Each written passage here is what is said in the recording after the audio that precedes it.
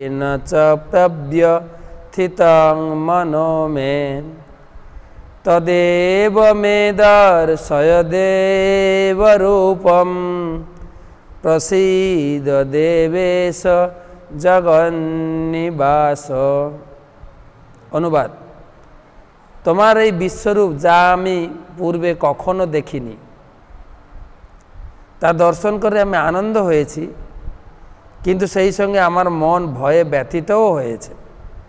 তাই হে দেবেশ, হে জগন্নিবাস, আমার প্রতি প্রসন্ন হও।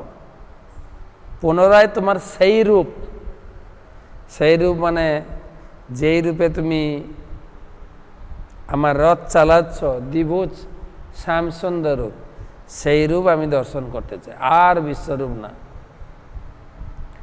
অদৃষ্ট পূর্বম মানে আগে যা আমি দেখিনি, এখন যা দেখলাম, হৃষত অস্মি দৃষ্টা, যা আগে আমি দেখিনি এখন সেই বিশ্বরূপ দর্শন করে কি হচ্ছে, ভয়েন চ প্রব্যথিতং মনমে, ভয় হচ্ছে আর আনন্দ হচ্ছে।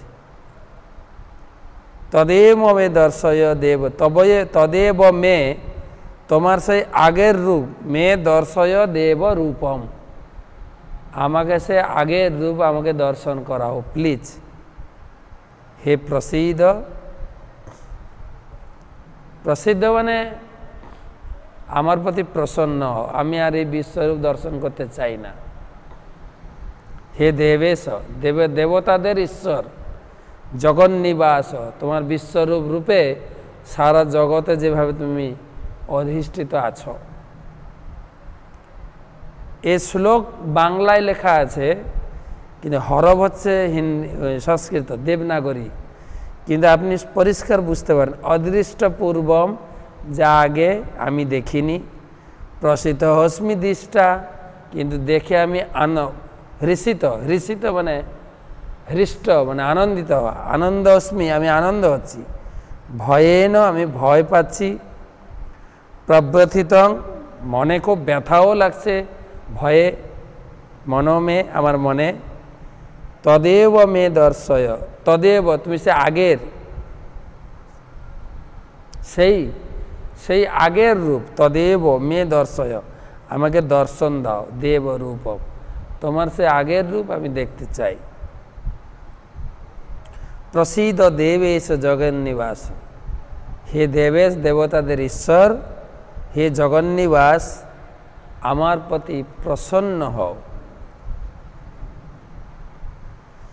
কিরীটিনিংগদি নমচক্রহস্তম ইচ্ছামি তাম দ্রষ্টুমহম তথৈব,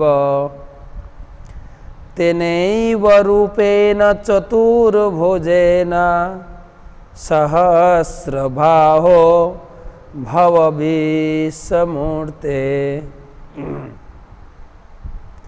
হে বিশ্বমূর্তি, বিশ্বটা তোমার মূর্তি হয়ে গেছে, বিশ্বমূর্তি।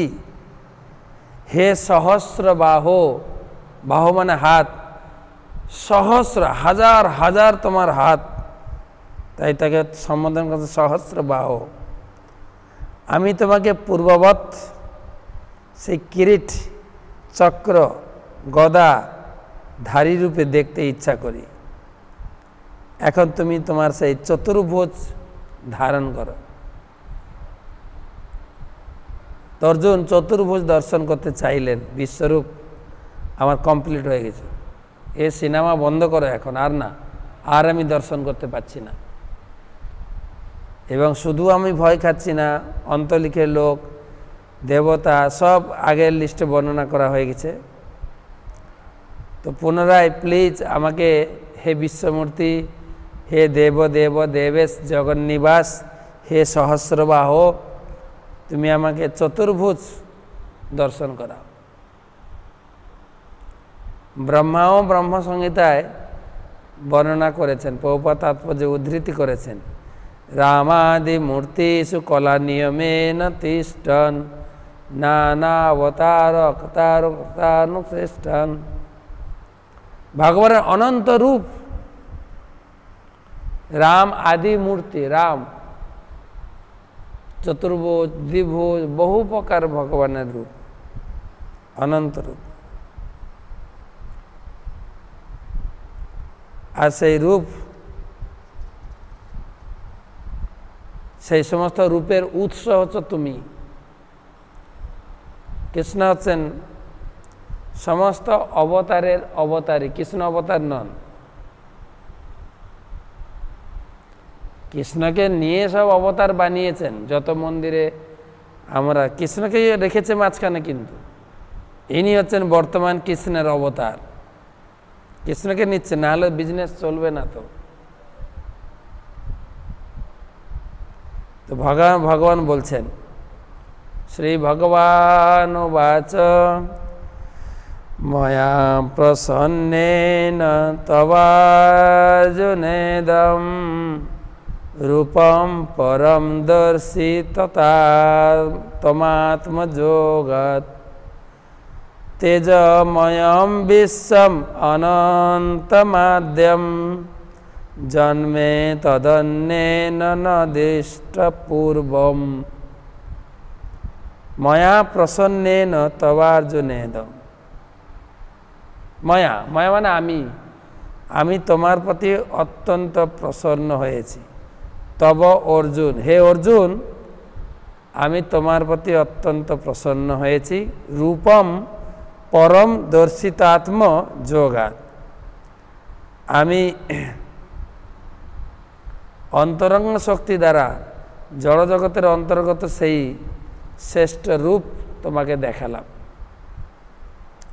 তেজময়ম বিশ্বম অনন্ত মাধ্যম, আর অত্যন্ত তেজময় সেই বিশ্বরূপ, বিশ্বম অনন্ত, যার অন্তহীন।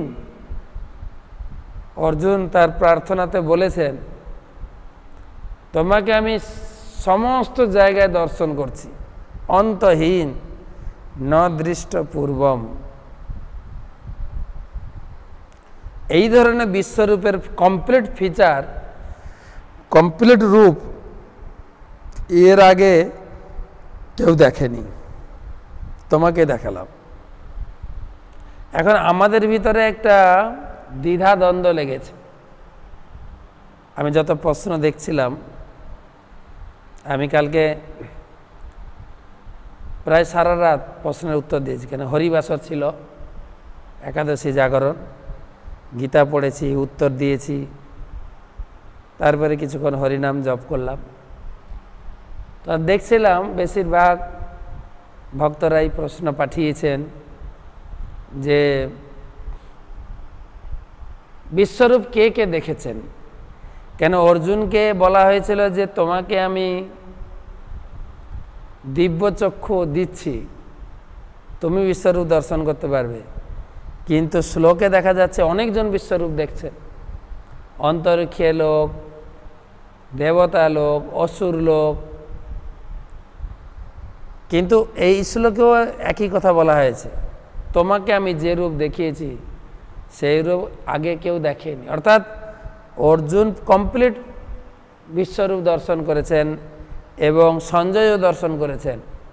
কেন অর্জুন যা যা দেখেছেন, যা যা শুনেছেন যুদ্ধক্ষেত্রে, পুরো যেরকম আমাদের দেখায় না, যখন খেলা হয়, খেলা রিলে করে, তো সঞ্জয় রিলে করছেন। সঞ্জয় পুরো তার পুরো দুটো চোখ, যে দিব্য চক্ষু সঞ্জয়কেও দিয়েছিলেন ব্যাসদেব, সে দিব্য চক্ষুর দ্বারা পুরো যুদ্ধক্ষেত্রটা, শুধু অর্জুন ভগবান কৃষ্ণ না, পুরো যুদ্ধক্ষেত্র কোথায় কি হচ্ছে পুরোটা তার নজরে ছিল। তো অর্জুন এবং সঞ্জয় দুজন দেখেছেন। জন্মে তদন্যেন, তৎ অন্যেন, তুমি ছাড়া অন্য কেউ না, ন দৃষ্টপূর্ব, তুমি ছাড়া অন্য কাউকে আমি এই রূপ দেখাইনি। এখানে মনে আপনাদের সন্দেহ নিরসন হওয়া দরকার।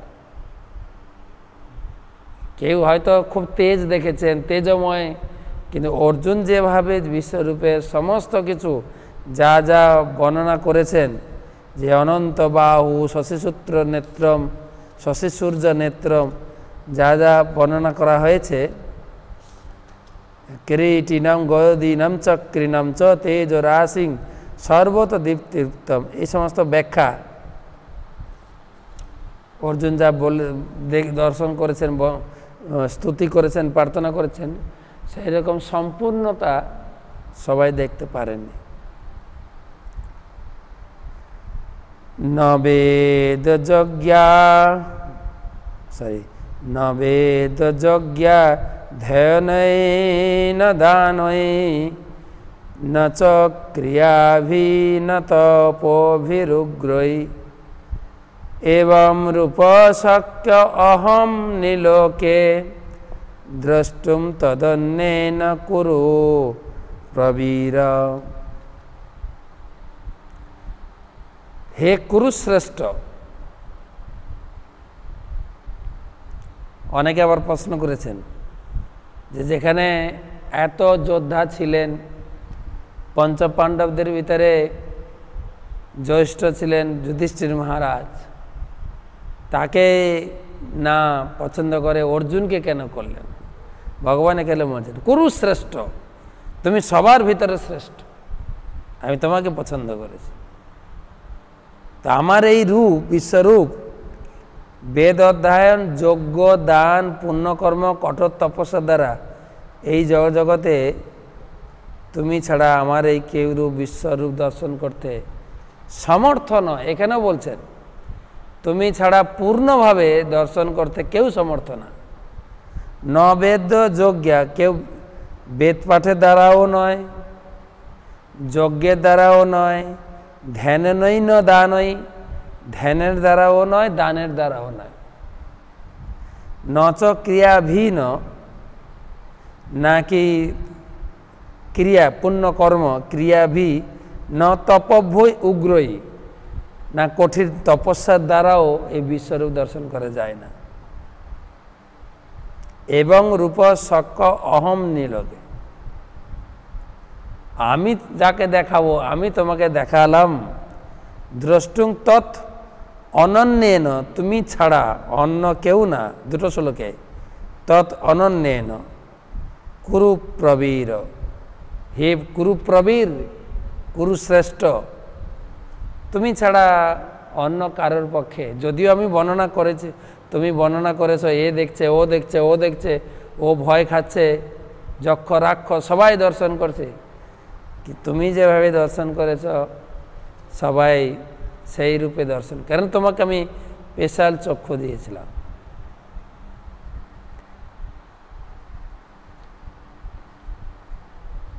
স্পেশাল চক্ষু মানে এই কপালে আর দুটো চোখ লাগানো হয়েছে এরকম না, কিন্তু এক ভদ্রলোক প্রশ্ন করেছেন, ভগবান কৃষ্ণ অর্জুনকে দিব্য চক্ষু দিলেন, তাহলে বাকি দুটো চক্ষু কোথায় গেল? কি ধরনের প্রশ্ন! আমরা সে ছোটবেলায় পড়েছি না, একে চন্দ্র, দুয়ে পক্ষ, তিনে নেত্র। আমাদের সকলের তিনখানা করে নেত্র, কিন্তু আমাদের তো দুটো নেত্র প্রকাশিত হয়, বাকি আর এটা হচ্ছে জ্ঞান নেত্র, অন্তর্নেত্র বলে, জ্ঞান, সেটাও নেত্র। সব কিছু এই চোখ দ্বারা ধরা যায় না।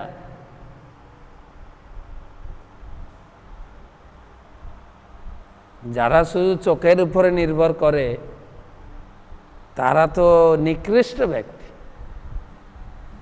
অনেক লোক বলে না, আমরা বিজ্ঞান পড়ছি, চোখে যেটা দেখি না সেটা বিশ্বাস করব না। শুধু চোখের উপরে নির্ভর করাটাও একটা বোকামি। এই চোখ তো সম্পূর্ণ না, এই চোখে সব কিছু দেখাও যায় না। চাণক্য পণ্ডিত বলেছেন, রাজা পশ্যতি কর্ণাভ্যাম, রাজা, দেশের যে রাজা, বা আমাদের দেশে বলুন পশ্চিমবঙ্গে বা দিল্লিতে মন্ত্রী, মুখ্যমন্ত্রী আর প্রধানমন্ত্রী, পশ্যতি কর্ণাভ্যাম, তারা চোখে দেখে না, কানে দেখে। কেন? কোথায় কি ঘটনা ঘটছে না ঘটছে কানে সবসময় মেসেজ যাচ্ছে। রাজা পশ্যতি কর্ণাভ্যাম, চাণক্য পণ্ডিত দেশের রাজা দর্শন করেন কানের মাধ্যমে। ধিয়া পশ্যতি যোগিন, যারা যোগী মুনি ঋষি তারা ধ্যানে সব কিছু দর্শন করেন। যেরকম ব্যাসদেব আজ থেকে 5000 বছর আগে তিনি ধ্যানে বসে দেখে নিয়েছিলেন কলিযুগে কি ঘটবে, কিভাবে মানুষ কষ্ট পাবে, মানুষের বুদ্ধি কতটা লোপ পাবে, শিষ্টাচারহীন হবে, সব ভাগবতে বর্ণনা আছে। আর যা দেখেছেন তা লিখে দিয়ে গেছেন, এখন তা মিলছে। একটা প্রসিদ্ধ শ্লোক ভাগবতমের শুরুতে তিনি দিয়েছেন, প্রাণয় অল্প আয়ুষ সভ্য কলা বস্মিন যুগে জনা। কলিযুগে মানুষের আয়ু খুব তাড়াতাড়ি করে নামবে, আয়ু কমে যাবে, খুব তাড়াতাড়ি আয়ু কমবে। কলা বস্মিন যুগে জনা, আর শুধু ঝগড়া করবে, বাড়ি বাড়ি ঝগড়া, পরিবারে পরিবারে ঝগড়া, সমাজে ঝগড়া, জাতিতে ঝগড়া, দেশে দেশে ঝগড়া। ঝগড়া তো এখন একটা রেওয়াজ হয়ে গেছে। শুধু এই করোনার জন্য একটু করোনা একটু সবাই চুপচাপ আছে। যা ঝগড়া আমরা শুনতাম পশ্চিমবঙ্গ আর দিল্লি, এই ঝগড়া, ও